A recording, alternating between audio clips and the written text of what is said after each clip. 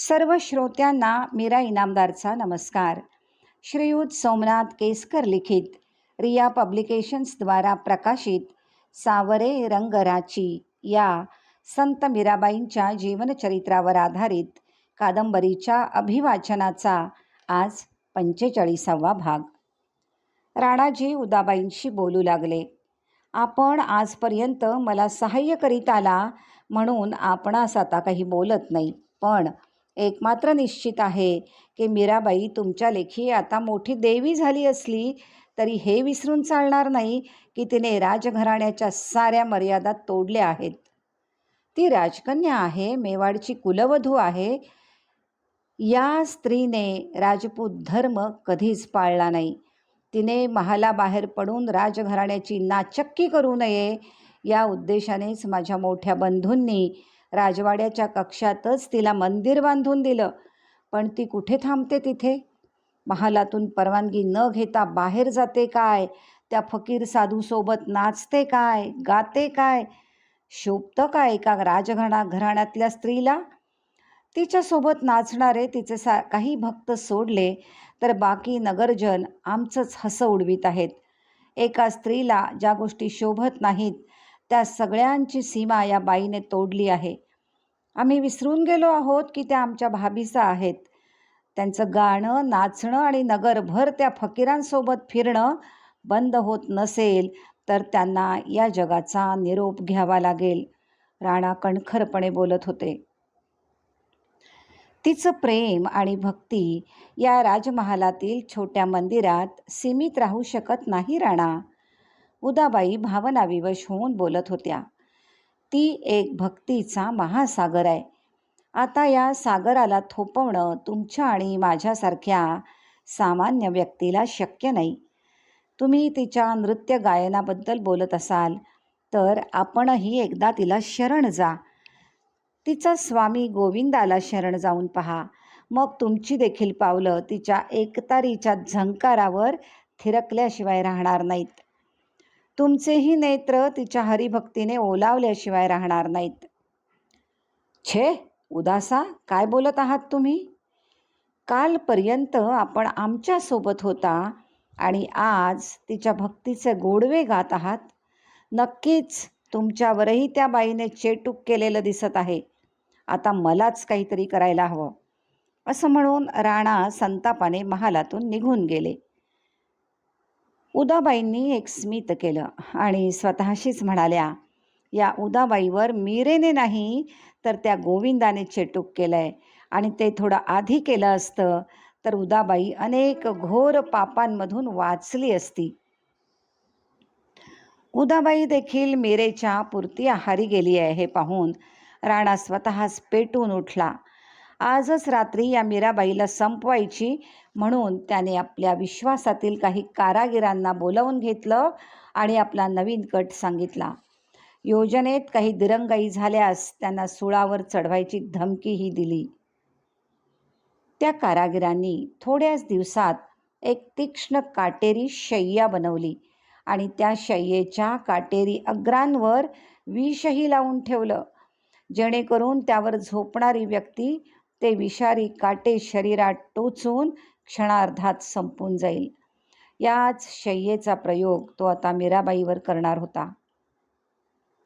आपल्या खास सैनिकांना ती शय्या मीरेच्या महालात घेऊन जाण्याचा आदेश त्याने दिला. सोबत त्याने दासींकरवी मीरेस निरोप पाठवला की ही नवीन शय्या खास तिच्याकरता तयार केली असून द्वारकाधीशांना अर्पण केलेले आणि पुरोहितांनी प्रसाद म्हणून दिलेले उत्तरीय त्यावर अंथरले आहे.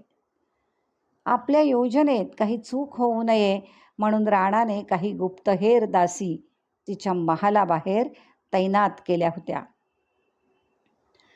मीरेला ती शय्या पाहून अत्यानंद झाला. तिनं दासींना म्हटलं, या कृपाशीर्वादासाठी मी पुरोहित आणि राणाजींचे आभार मानते. गोविंदाला वाहिलेल्या उत्तरीयासह या शय्येवर निद्रासुख घेणं म्हणजे प्रत्यक्ष स्वर्गसुखच असेल. आज रात्री आपण गिरीधर गोपालांच्या या शय्येवरच निद्रा घेऊ. मीरा स्वतःहून त्या काटेरी शय्येवर झोपण्यास तयार झाली. हे पाहून राणाच्या गुप्तहेर दासी हर्षभरीत झाल्या. इकडे रात्रीचा एक प्रहर उलटल्यावर मीरा नेहमीप्रमाणे गिरिधराची शेजारती करून त्या शय्येवर झोपण्यास आली. आधी तिने गोविंदाचं नमन केलं.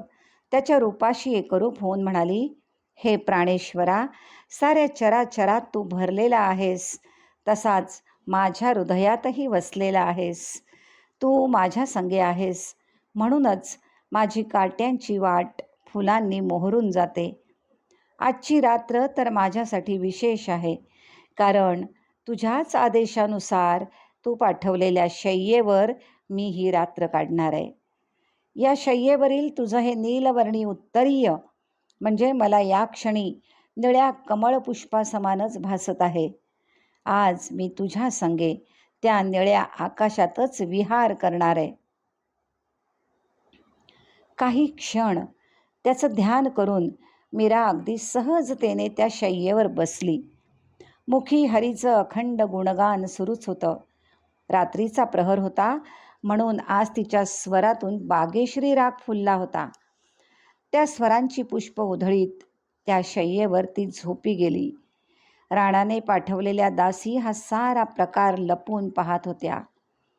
मीरा त्या शय्येवर झोपलेली पाहताच त्या तिच्या कक्षाबाहेर येऊन हसत बोलू लागल्या, झालं काम एकदाचं पत्ते. या विषारी काट्यांच्या शय्येवर झोपली आहे बिचारी राजकुमारी. आज काही ही बाई जगत नाही. विषाने भरलेले काटे तिच्या शरीरात घुसून पहाट होण्याआधीच हिचं जीवन संपून जाईल. आता सकाळीच हा राणाजीला निरोप सांगू आणि आपले प्राण वाचवू. दासी निघून गेल्या. मीरा मात्र शांतचित्ती हरीच्या अधीन झाली होती. त्या निद्रिस्त अवस्थेतही तिच्या मुखमंडलावर एक असीम शांती आणि निश्चल प्रेमभाव दिसत होता. आज तिचं ते मुखच जणू नीलमयी कमळपुष्पासम झालं होतं. एखाद्या कोमल सुकुमार बालकासाठी सारं विश्व म्हणजे जशी त्याची माताच असते. अखंड विश्वातील कुठल्याही ठिकाणापेक्षा आपल्या मातेचा पदर आणि तिची कुशीच त्याला सर्वात जास्त सुरक्षित आणि प्रिय वाटत असते. अगदी तसाच भाव मीरेच्या चर्येवर होता. स्वतःला हरीच्याच अधीन करून ती शांत झाली होती, सुरक्षित झाली होती. तिची काळजी वाहण्यास तिचा स्वामी समर्थ होता. त्याच गोविंदाने आपली भक्त मीरा त्या विषारी शय्येवर झोपण्याआधीच एक चमत्कार केला होता. मीरेच्या पवित्र स्पर्शाने त्या काटेरी शय्येचे कमलपुष्प झाले होते. त्यावर मीरा पहुडली होती. ती शय्या आज नेहमीपेक्षा देखील अधिक मृदू मुलायम झाली होती. सकाळी ब्रह्ममुहूर्ताआधी आपल्या प्राणप्रिय सखीसोबत मंदिरात जाण्यासाठी ललिता मीरेच्या कक्षात आली. मीरेच्या कक्षेबाहेर काही दासींची गर्दी पाहून सावध झाली. एका कोपऱ्यातून ती त्यांचं बोलणं ऐकू लागली. काल रात्री मीरेला संपवण्यासाठी काहीतरी कारस्थान योजलं गेलं होतं हे तिच्या लक्षात येताच ती घाबरली. तशीच मीरेच्या कक्षाकडे धावली, परंतु